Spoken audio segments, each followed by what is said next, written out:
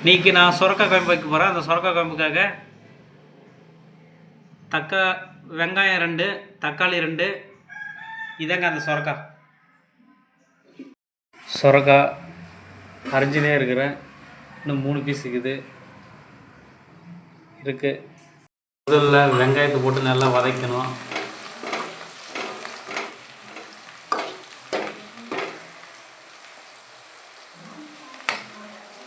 அதுக்கப்புறம் தக்காளி போடணும். தக்காளியும் போட்டு நல்லா வதக்கணும்.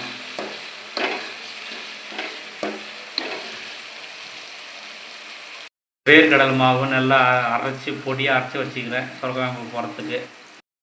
இப்போ இவ்வளோ சுரக்காயும் போட போகிறேன்.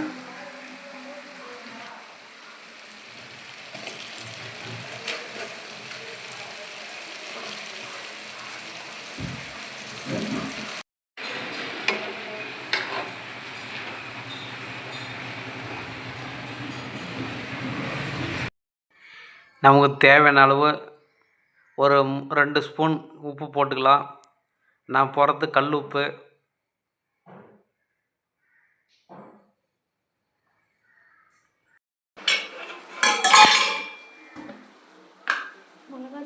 தேவையான அளவுக்கு மிளகாத்தூள் போட்டுக்கணும்.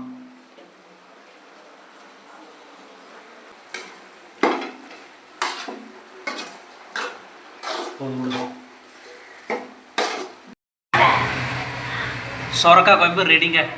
சாப்பிட்லாம். இனிமேல் நல்லா இருக்கும். இதே மாதிரி நீங்களும் ட்ரை பண்ணி பாருங்கள். ரொம்ப டேஸ்ட்டாக இருக்கும் சுரக்காய் குழம்பு இப்படி வச்சா. இந்த வீடியோ பிடிச்சிருந்தா ஒரு சப்ஸ்கிரைப் பண்ணுங்கள், ஒரு கமெண்ட் பண்ணுங்கள்.